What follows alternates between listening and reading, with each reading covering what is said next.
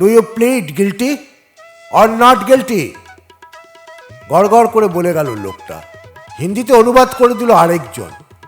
তারপর হাকিমের মুখের দিকে তাকিয়ে হাসলে সাফি। তারপর হাসতে হাসতেই বলল, গিল্টি? গিল্টি তো সারা দুনিয়া গিল্টিতে ছেয়ে গেছে। আসল সোনা কি আর আছে হুজুর?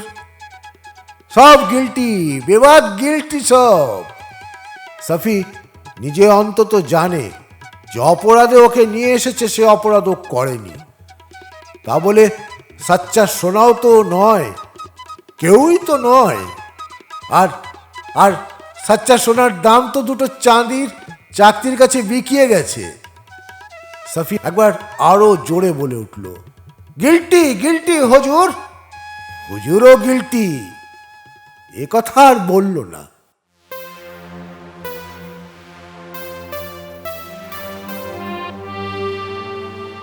নমস্কার বন্ধুরা, গল্পের ঢেবে ঢেবে আপনাকে স্বাগত।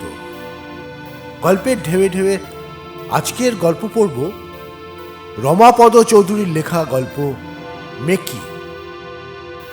গল্প পাঠে আমি সাগর লাহিড়ী।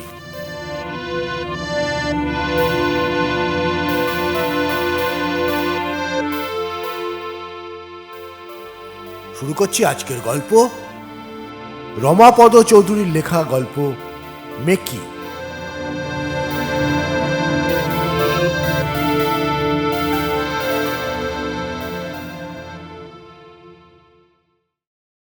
গল্প শুরু করার আগে একটা ছোট্ট রিকোয়েস্ট আপনাদের কাছে, দয়া করে গল্পটি পুরো শুনুন। আমার চ্যানেলের কন্টেন্ট ইতিমধ্যে অনেক কন্টেন্ট হয়ে গেছে। কন্টেন্টগুলো পছন্দ করে থাকলে আপনার বন্ধুদের জানান যে এ ধরনের গল্প আমার চ্যানেলে আছে, তাদের উৎসাহিত করুন। আর নিচে একটি বেল আইকন আছে, সেটি টিপলেই আপনি নিয়মিত নোটিফিকেশান পাবেন। এছাড়াও গল্পটি লাইক করলে একটি হাইপ বাটন আসে, আপনি সেই হাইপ বাটনটা টিপলে আমাদের আরও কিছু দূর দূরান্তে গল্পগুলি পৌঁছে যায়। রমাপদ চৌধুরীর লেখা গল্প মেকি। এক্সপ্যান্ডেড মেটালের ছোট ছোট জানলাগুলো না থাকলে প্রিজন ভ্যানটার সঙ্গে মালবাহী কোনো অন্ধকূপ বাড়ির পার্থক্য থাকতো কিনা সন্দেহ। পার্থক্য অবশ্যই আছেই।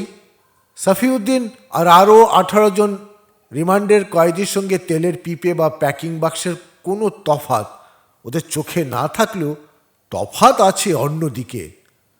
ক্যাশ অফিসের গাড়ি নয়তো লাটের লিমোজিনে যেমন বন্দুকধারী সিপাই বসে থাকে ড্রাইভারের পাশে, প্রিজন ভ্যানের সামনের আসনেও তেমনই জন্দই সঙ্গীনধারী গোঁফে চাড়া দিয়ে পথচারীদের বুঝিয়ে দেয় এটা মেটাল বাক্সের গাড়ি নয়। পর্দানসীন স্কুলের বোরকা উকি মেয়েরাও নেই জাল জানালার ওপাশে। সাফিউদ্দিন আর আরও 18 জন রিমান্ডের কয়েদি কিন্তু হাঁপিয়ে ওঠে বাতাসহীন অন্ধকারের গুমোটে। জাল জানলায় নাক চেপে পর্দানসীন স্কুলের মেয়েদের মতোই পথ দেখে, পথের লোক দেখে। তেষ্টায় ছাটি ফাটছে, খিদেয় পাক দিচ্ছে পেট, তবু বলবার উপায় নেই। শুনবে না কেউ, শুনলে ধমক, নয়তো ব্যাটনের ঘা। তেমন হলে বেয়নেটের খোঁচা। তার চেয়ে চোখের তৃষ্ণা মেটানো অনেক সুখের, অনেক আনন্দের। সত্যি কত দিন যেন আলো আর হাওয়ার ছোঁয়া পায়নি ওরা। পৃথিবীর এত এত রাস্তা ঘাট, লোকজনের মুখ, এসব কিছুই দেখতে পায়নি। থানার হাজতে নোংরা পচা দুর্গন্ধের মধ্যে মাত্র কটা দিন, তাও যেন কত বছর মনে হয়। চলন্ত গাড়ির ভেতর রাস্তার আলো বাতাস উঁকি দিতেই নতুন করে নিঃশ্বাস নিল যেন সফিউদ্দিন আর আরও 18 জন রিমান্ডের কয়েদি নতুন করে বেঁচে উঠল। আশ্চর্য, সফিউদ্দিন মনে মনে ভাবে। হাসি হাসি মুখ পথচারীদের দিকে তাকিয়ে ঈর্ষায় জ্বলে যায় ওর বুক। অথচ দুদিন আগেও নিজে হেসে হেসে ঘুরে বেরিয়েছে। সাক্সেনার মোড়ের দোকান থেকে ধারে পান কিনেছে, বিড়ি ধরিয়েছে দেয়ালের দড়িতে, আর আজ জেলের রাস্তাতেই হয়তোবা। কে বলতে পারে? মামলা তদবিরের লোক নেই যার, টাকা নেই উকিলের পেছনে ঢালবার, তার বিচার তো হয়েই আছে। অথচ এক সাফিউদ্দিনই জানে ও নির্দোষ, পাপও অনেক করেছে, অনেকবার করেছে। মাসের প্রথম দিনে বুড়ো কেরানির পকেট মেরে সারা মাস কাঁদিয়েছে কতবার। অন্ধকার গলিতে প্যারিস পিকচার বিক্রির লোভ দেখিয়ে কত বাচ্চা ছেলের সোনার চশমা, গলার বোতাম, হাতের হাতঘড়ি ছিনিয়ে নিয়েছে। কনভেন্টে পড়া কোচি মেম সাহেবের নাম করে আড্ডায় নিয়ে গেছে কত উড়ন্তি পায়রার ছানাকে, কেড়ে নিয়েছে তার নোটের বান্ডিল। কই, তখন তো ধরা পড়েনি ও, তখন তো পুলিশ ওর হদিশ পায়নি। একেই বলেন নসিব। বিসমিল্লার উতরে গেল, গলদ ধরল মোল্লায়। সত্যি মনে মনে হাসিও পায়, দুঃখও হয়। সব ছেড়ে ছুড়ে দিয়ে ভালোভাবে জীবন শুরু করলো যখন সাফিউদ্দিন, তখনই কিনা পুলিশের হাতে কয়দি। ঘৃণায় অনুতাপে হাতের ছুরিটা যখন ছুঁড়ে ফেলে দিল, তখনই এসে জুটল হাত করা। নসিব, নসিব একেই বলে। ভগবান যখন ভালো হতে বলবে, দুনিয়াদারি দেবে বাধা। দুনিয়া যদি ভালো হবার পথ বাতলে দেয়, তো ভাগ্য বাদ সাধবে। কি হবে অত ভেবে চিনতে? কি বা করতে পারে সাফি? তার চেয়ে চুপচাপ নিজেকে ছেড়ে দেবে দুজনের হাতে। যে পারে ওকে পথ দেখাক। সেই ভাঙা চার্চের বেটে পাদ্রিটা কি যেন বলেছিল একবার, কি যেন নামটা, তার কাছে নিজেকে বিক্রি করতে নিষেধ করেছিল। হ্যাঁ হ্যাঁ, শয়তানের কাছে নিজেকে বিক্রি করো না। মনে মনে হাসে সফিউদ্দিন। আরে পৃথিবীর সব কটা লোকই শয়তানের কাছে বিক্রি হওয়ার জন্য তৈরি হয়ে আছে। শয়তান যে ছাই কিনতে চায় না, তা নইলে এমন হাল ওর। ব্যস্ত ছিল, পকেট মেরে নয়তো গুন্ডামি করে আজ যদি ওর জেল হতো, দুঃখ থাকতো না এতটুকু। অথচ কোথাও কিছু নেই, দিব্যি মেহনত করে ভালোভাবে বাঁচবার চেষ্টা করছে। সেই সময় কিনা থানা পুলিশের হুজ্জত। কোর্টের ফটকে গাড়ি ঢুকতেই সাফিউদ্দিন বললে, ঠিক আছে, সালা আবার শুরু করব। পাশের কয়েদিটা হাত করা বাঁধা হাত দুটো বেঁকিয়ে পিঠ চুলকোবার বৃথা চেষ্টা করে বললে, পিঠটা চুলকে দে তো সাফি। ওর পিঠের ওপর হাত করাটা ঘষতে ঘষতে সাফি বলল, শালা আবার শুরু করব, বুঝলি?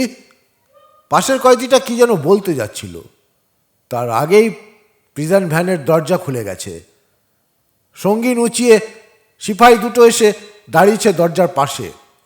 সাফিউদ্দিন আর আরও 18 জন কোমরে দড়ি, হাতে হাত করা রিমান্ডের কয়েদি আদালতের ভিড় ঠেলে এগিয়ে চলল লকআপের পাতালপুরীর দিকে। একটা সিপাহী আগে আগে, একজন পেছনে খোঁচা দেওয়ার জন্যে। শিয়ালদার মাছের বাজারেও এত ভিড় দেখেনি সফি। কসাইখানার কার্নিসেও এত কাকের ভিড় থাকে না, যত না কালো কুর্তার ভিড় এখানে। সাদা প্যান্ট আর কালো কালো গলাবন্ধ কোট পরা উকিলের ছড়াছড়ি। সবাই ব্যস্ত, সবাই কাজের লোক, সময় নেই যেন এতটুকু। সব বেটা রক্তচোষা বাদুর। মনে মনে ভাবলে সফি, পাতলুন পড়েছে বাবুরা। এদিকে কাদার ছাপ, পানের ছোপ লেগে বাহার যা খুলেছে বলবার নয়। বছরে 2 বার ধোপার বাড়ি যায় কিনা সন্দেহ। কোটটা যে যায় না সে তো জানাই। ওই পচা পুরনো কুর্তা একবার ধোপার কাছে গেলে ফিরবে না কি আর? তীর্থের কাকের মতো ছোটাছুটি সার। বিকেলে বাড়ি ফেরবার সময় পকেট ভরে ডুমুর কুড়িয়ে নিয়ে যায়, তাই হাঁড়ি চড়ে। তবু টেনে টেনে ইংরেজি বলে কেমন, যেন সিমসন সাহেবের ছোট ছেলে। যেখানে 12 আনার স্ট্যাম্প লাগবে, চেয়ে বসবে 12 টাকা। তারপর একে ঘুষ দিতে হবে, ওকে ঘুষ দিতে হবে, ডেমি কেন, টাইপ করাও, কত কি। নিজের ফিটাও হাঁকবে কম নয়। আর সারাক্ষণ স্তোক দেবে, খালাস পাবি খালাস পাবি বলে। তারপর এক নিঃশেষে বলবে, যা বেটা, তোর 5 বছর জেল হলো। উকিলদের কথা কম শোনেনি ও ছোটবেলা থেকে। একটা কথা ভালো করে শুনবে না, লিখে রাখবে না কাগজে কলমে। আর হাকিমের এজলাসে গিয়ে উল্টো পাল্টা বকে আসবে হাত পা নেড়ে। না, উকিল দেবে না সফি। তার চেয়ে জেল খেটে আসবে সেও বি আচ্ছা। ও যে হাজতে আছে সাকিনাও হয়তো খবর পেয়েছে। কে জানে কি ভাবছে মেয়েটা। ভাবছে হয়তো সাফি সত্যি এইসব নোংরা ব্যাপারে জড়িয়ে আছে। অনেক করে সাকিনাকে বুঝিয়েছিল ও চুরি, পকেটমার, রাহাজানি সব ছেড়ে দিয়ে শরীফ হবার চেষ্টা করছে। সাকিনা এখন কি আর বিশ্বাস করবে? ওর সঙ্গে নতুন করে ডেরা বাঁধতে রাজি হবে? আর ঘরে বুড়ি মা আজ মরে কি কাল মরে। মনে রঙিন স্বপ্ন সাকিনাকে নিয়ে ঘর বাঁধবার, তারপর ভদ্রঘরের মেয়েকে জোর জবরদস্তি নিয়ে এসে লুকিয়ে রাখার ব্যাপারটাও মনে মনে ঘেন্না করে সাফিউদ্দিন। তাই না ওর এত লজ্জা, এত ভয়? লোকে কি বলবে, লোকে কি ভাববে তা নয়, সাকিনা কি বলবে, সাকিনা কি ভাববে তাই। তাই ওর মতো এমন চওড়া কাঁধের নওজওয়ান মানুষ, যে কিনা একদিন খুন জখমে ভয় পেত না, যার একটা চড় খেট টমি সার্জেন্ট নালার জলে মুখ থুবড়ে পড়েছিল, সেও পুলিশ সাহেবের পা জড়িয়ে ধরে কেঁদেছিল, আমাকে ছেড়ে দিন হুজুর, আমি এসবের মধ্যে নেই হুজুর। পুলিশ সাহেব হেসে বলেছিল, তাহলে ছাড়াই পাবি। কি করে ছাড়া পাবো হুজুর? আশায় আনন্দে চকচক করে উঠেছিল সাফির চোখ। আর পুলিশ সাহেব মুচকি হেসে বলেছিল, হাকিমের এজলাসে আইন আছে রে বেটা, হাকিম ধরে নেবে তোর কসুর নেই, আর আমরা প্রমাণ করব তুইও আছিস এর মধ্যে। তাহলে হুজুর? আশা ভরসা হারানোর দীর্ঘশ্বাস ফেলে সফি। উত্তর আসে, তোর দোষ না থাকলে আমরাও তো প্রমাণ করতে পারবো না, তাহলেই খালাস পাবি। ফুহ! মনে মনে ঘৃণার হাসি এসেছিল সাফি। প্রমাণ? প্রমাণও অনেক দেখেছে, পুলিশকেও দেখেছে। আর হাকিম দেখেনি বটে, কিন্তু শুনেছে অনেক। মামলা হয়ে যাওয়ার পর নাকি পুলিশের উকিল কানের কাছে গিয়ে ফিসফিস করে আসে, বিচার, বিচার হবে ওর। কিসের বিচার? অপরাধ করেছে কি করেনি তার বিচার, না টাকার? শুধু টাকার বিচার। তা সে যেই পথেই যাক, যে পথেই ঢালো, হয় টাকায় পুলিশের মুখ বন্ধ করো, তার ডায়েরির পাতা ছিঁড়ে ফেলবে পুলিশ। আর তাও যদি না পারে তো এমন ফাঁক রাখবে যে সুরুত করে পার পেয়ে যাবে তুমি। আর তা যদি না চাও তো টাকা ঢালো অন্যদিকে। নিয়ে এসো বড় আদালতের এমন উকিল ব্যারিস্টার যাকে দেখে ছোট হাকিম ভয় থরথরিয়ে কাঁপবে। কত বড় বড় সাক্ষী সাবুত তৈরি হয়ে যাবে টাকার জোরে। উকিলের বুদ্ধিতেই যদি হাকিমের রায় এদিক ওদিক হয়, তাহলে আবার বিচারটা কোথায়? আইনে আসামিকে নির্দোষ ধরে নেওয়ার সার্থকতা কোথায়? মনে মনে এমনই 7-5 ভাবে সাফি। সফি নিজে তো জানে এ ব্যাপারটা ওর হাত ছিল না মোটেই। যা সত্যি, যা জানে ও নিজেই বলবে হাকিমকে।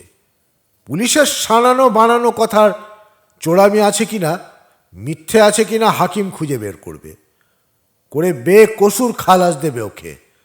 হ্যাঁ, তবেই বুঝবে বিচার আছে। পুলিশ সাহেব বলেছিল, হাকিম জিজ্ঞেস করবে গিল্টি না নট গিল্টি।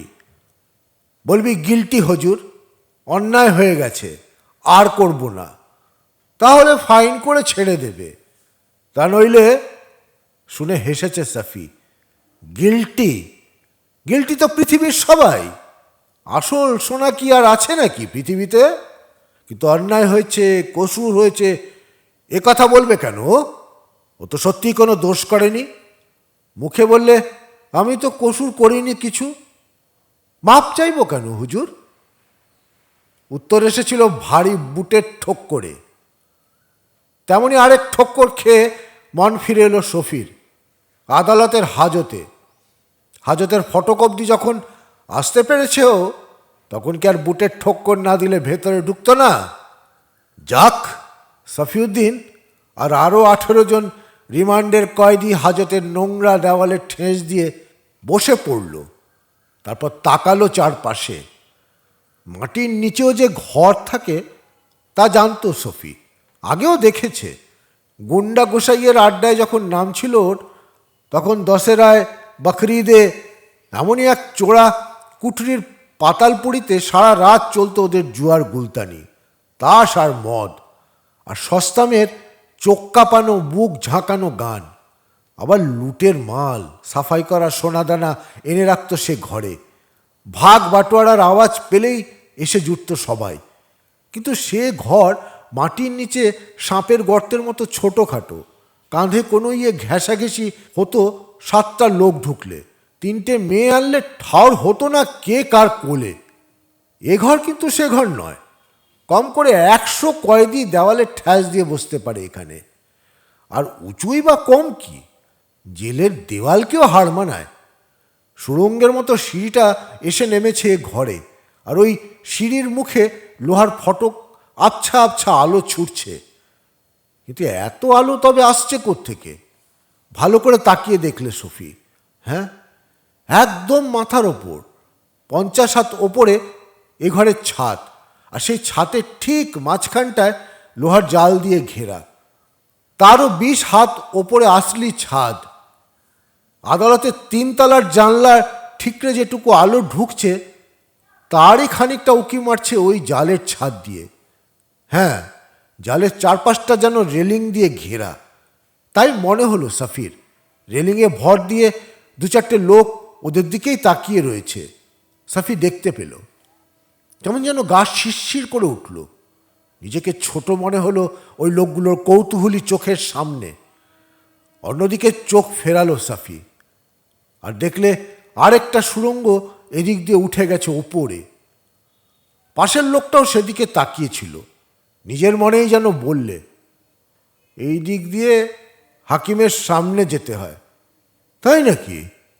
অন্যকে প্রশ্ন করলে অবাক বিস্ময়। মাথা নাড়লে দাগি সব জানতা। হাকিমের ঘরেও আবার এমনি জালের খাঁচা। শালারা আমাদের শের ভাবে না শয়তান ভাবে? পাকিটমারকে জামিন দেবে না, আর শরীফকেও খুনি আসামি হলেও পিয়ার দিলিয়ে দেয়। কে যেন বললে। সাফি শুনল, শুনে হাসলে। জামিন খাড়া হওয়ার মতো কেউ আছে নাকি আমাদের? আছে রে বেটা, আছে। কে? বুড়ো মিয়া সাহেব দাড়িতে হাত বুলোতে বুলোতে আকাশের দিকে হাত দেখালে। সবাই হাসলো ওর কথায়। তারপর ভারী জুতোর মচমচানি শুনে সকলে একসঙ্গে উঠে দাঁড়ালো। ভারী জুতোর কনস্টেবল গড়গড় করে নাম ডেকে গেল একরাশ। তারপর হাঁক ছাড়ল চাঁচা গলায়, চল সব। অর্থাৎ এই সুড়ঙ্গ ধরে হাকিমের ঘরে চল সব। সকলের সঙ্গে সাফিও সিঁড়ি বেয়ে এসে হাজির হলো হাকিমের ঘরে। আহ, এত আলো, এত বাতাস যেন এই প্রথম দেখতে পেল ও। স্পর্শ পেল। ছোট্ট লোহার খাঁচায় ওরা এতগুলি লোক ঠাঁসাঠাঁসি করে দাঁড়িয়ে তবু বুক ভরে নিঃশ্বাস নিতে পারছে। হক সাহেবের বাজারে বেতের ঝুড়িতে মোরগ মুরগির ঠাঁসাঠাঁসি দেখেছে সাফি কতবার। আজ নিজেকে ঠিক সেই মোরগের মতো মনে হলো। আজ নিজেদের ঠিক সেই মোরগের মতো হাল। লোহার জালে মুখ চেপে ভাসা ভাসা চোখ মেলে তাকালে ও হাকিমের মুখের দিকে।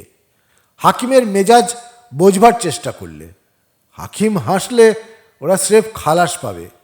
আচ্ছা, এজলাসের সারবন্দি বেঞ্চিতে বসাই উকিলগুলো কি ওদের খুনি আসামি ভাবছে? শুধু কালো কুর্তা উকিলই নয়, ভদ্রলোকও কয়েকজন রয়েছে পেছনের সারিতে। জালে চোখ চেপে সেদিকে তাকাতে গিয়ে সফির চোখ পড়ল এক কোণে। আরে, সাদাসিধে একজন ফিরোজা রঙের শাড়ি পরা অমন মিঠে মুখ এই পিঁজরা পোলে, সিথিতে সিঁদুরের টান, চোখে ক্লান্তি। তবু বড় ভালো লাগলো সাফির। কিন্তু ওরও কি এমনই হাল নাকি? কি জানে। ভালো করে তাকিয়ে দেখলে সাফি। গালে কপালে ঘাম ঝরছে মেয়েটির। শাখার সরু চুড়ির ফাঁকে ফর্সা হাত দুখানা যেন বড় রোগা রোগা। মনের চিন্তা, দেহের অসুস্থতা যেন একজোট হয়ে চোখের পাতা ভারী করে দিয়েছে। সফির নিজের মন থেকে সব ভাবনা চিন্তা, জেলের ভয় উবে গেল এক নিমেষে। শুধু বুকের ভেতরে অনুভব করলে এক অবাধ্য ব্যথা। অচেনা একটি মেয়ের রোগ পাণ্ডুর মুখের ছায়া যেন সব সময় ঘরখানাকে মেঘ থমথম বিষণ্ণতায় ডুবিয়ে দিয়েছে। একটা কি শব্দ হলো, আর সঙ্গে সঙ্গে চমকে ফিরে তাকালো মেয়েটি ওদের জাল ঘরের দিকে। তন্ন তন্ন করে লোকগুলোর মুখের দিকে তাকাচ্ছে মেয়েটি। সফির মুখের আর চোখের ওপর দিয়েও যেন সে চোখের দৃষ্টি ভেসে গেল মুহূর্তের জন্য। সব দুঃখ, কষ্ট, অভিমান মুছে নিয়ে গেল ওর মন থেকে। আচ্ছা, কি ভাবছে মেয়েটি? ওখান থেকে কেমন দেখাচ্ছে ওদের? চিড়িয়াখানায় লোহার জাল দিয়ে ঘেরা ঘরের ভেতর জানোয়ারের পাল ভাবছে নাকি মেয়েটি? ও, এইবার বোঝা গেছে। ওপাশের এই লম্বা স্যুট পরা লোকটাই ওর স্বামী। ও লোকটাও আসামি। বেশ বুঝতে পারছে সাফি। তবু আশ্চর্য, লোকটাকে বসতে বললে হাকিম। মানেগুনি লোক হয়তো, কিন্তু আসামি লোকটা তো আসামি। ওর উকিলের পোশাক পরিচ্ছদ দেখেই বোঝা যাচ্ছে ওপরের আদালত থেকে এসেছে। জবর কেস তাহলে নিশ্চয়ই। কিসের মামলা? কি জানে, জেনেই বা কি হবে সফির? হ্যাঁ, মামলা ওদের আগেই হয়ে গেছে। আজ বুঝি বা রায় বেরুবে। মেয়েটির ঠোঁট জোড়া কাঁপছে নাকি? হয়তো। ভয় আশঙ্কায় চোখে কেমন এক উদাস হাওয়া। ইংরেজিতে কী সব বলা বলি হলো, বুঝল না সফি। শুধু মনের ভেতর অনুভব করলে কিসের এক ব্যথা। আহা, লোকটা ছাড়া পাক, লোকটা বেঁচে যাক ভাবলেও শুধু ওই মেয়েটির ক্লান্ত বিষণ্ণ মুখের দিকে তাকিয়ে সফি ভাবলে। অনেকক্ষণ ধরে কি যেন পড়ে চলেছে হাকিম, আর মেয়েটি এক দৃষ্টে তাকিয়ে রয়েছে হাকিমের মুখের দিকে। প্রত্যেকটি কথা শুনছে মন দিয়ে। আশঙ্কায়, ভয়, ক্রমশ যেন রক্ত জমে উঠেছে মেয়েটির মুখে। কপাল বেয়ে ঝরে পড়ছে মুক্তোর মতো বিন্দু বিন্দু ঘাম। হঠাৎ সমস্ত মুখখানা হাসিতে উজ্জ্বল হয়ে উঠল মেয়েটির। পৃথিবীর সমস্ত হাসি যেন একসঙ্গে এসে জড়ো হয়েছে ওর মুখে। আনন্দে উত্তেজনা উঠে দাঁড়ালো মেয়েটি। লোকটির মুখের দিকে তাকালে, চোখাচোখি হলো, আর তার মুখেও একটা ফিকে হাসি দুলে গেল। জোরে জোরে নিঃশ্বাস নিচ্ছে মেয়েটি আর হাসছে, প্রাণ খুলে হাসছে। নতুন জাগা ঝর্ণার মতো, জ্যোৎস্না রাত্রের সমুদ্রের ফেনার মতো হালকা আর উজ্জ্বল হাসি ছড়িয়ে পড়েছে মেয়েটির সারা মুখে, চোখে চোখে। খালাস, খালাস পেয়েছে লোকটা। যাক, নিজের কথা ভুলে গেল সফি। পাথর চাপা বুক ওর হালকা হয়ে গেল। কিন্তু এবার তো মেয়েটি একবার তাকাতে পারে ওর দিকে। ওই হাসি ভরা চোখকে একবার সাফির মুখের উপর ফেলতে পারে না? ওর উৎকণ্ঠায় সাফিও নিঃশ্বাস চেপেছিল এতক্ষণ। ওর আনন্দে সাফির চোখেও খুশি নেমেছে। খালাস হো গিয়া, কে যেন বললে। ওদের জেল আর খালাস, কে যেন মন্তব্য করলে। বুড়ো মিয়া সাহেব দাড়িতে হাত বুলিয়ে বুঝিয়ে দিলে ব্যাপারটা। অর্থাৎ জেল হলেও নাকি আরামে থাকতো, সাহেবি ওয়ার্ডে থাকতো, মিলতো নবাবি খানা পিনা আর কাজ। ঘানি ঘোরাতে হতো নাকি ওকে? বসে বসে হিসেব লিখতো দিনে 2-4 ঘন্টা, আর নয়তো স্রেফ হাসপাতালে গিয়ে পড়ে থাকতো। সালা, এ ক্লাস আসামিরা তোফা থাকে। জেলখানার ডোরা কাটা শার্ট পাতলুনও পড়তে হতো না। ওরা সবাই বিশ্বাস শুনলো কথাগুলো। কেউ বিশ্বাস করলো, কেউ করলো না, কিন্তু বিস্মিত হলো সবাই। সত্যি কি তা হয় নাকি? তবে আর বিচারটা কোথায়? শুধু আদালতেই নয়, জেলখানাতেও সেই টাকার দাম। যার দৌলত আছে তার কয়েদ নয়। কিন্তু মেয়েটি একবারও তাকাচ্ছে না যেন। তার জন্য নিজের ভয় ভাবনা ভুলে সহানুভূতিতে ভিজে এসেছিল সাফির চোখ। কৃতজ্ঞতায় সে একবারও কি তাকাতে পারে না সাফির দিকে? কিন্তু মেয়েটি একবারও এদিকে তাকাচ্ছে না কেন? যার জন্য নিজের ভয় ভাবনা ভুলে সহানুভূতিতে ভিজে এসেছিল সাফির চোখ, কৃতজ্ঞতায় সে একবারও কি তাকাতে পারে না সাফির দিকে? হঠাৎ নিজের নাম শুনে চমকে ফিরে তাকালো Safi. Do you plead guilty or not guilty? গড়গড় করে বলে গেল লোকটা। হিন্দিতে অনুবাদ করে দিল আরেকজন। তারপর হাকিমের মুখের দিকে তাকিয়ে হাসলে সাফি। তারপর হাসতে হাসতেই বলল, গিল্টি। গিল্টি তো, সারা দুনিয়া গিল্টিতে ছেয়ে গেছে, আসল সোনা কি আর আছে হুজুর? সব গিল্টি, বেবাক গিল্টি সব। সাফি নিজে অন্তত জানে যে অপরাধে ওকে নিয়ে এসেছে সে অপরাধ ও করেনি। তা বলে সাচ্চা সোনাও তো নয়, কেউই তো নয়। আর আর সাচ্চা সোনার দাম তো দুটো চাঁদির চাকতির কাছে বিকিয়ে গেছে। সাফি একবার আরো জোরে বলে উঠল, গিল্টি গিল্টি হুজুর, হুজুরও গিল্টি। এ কথা আর বলল না।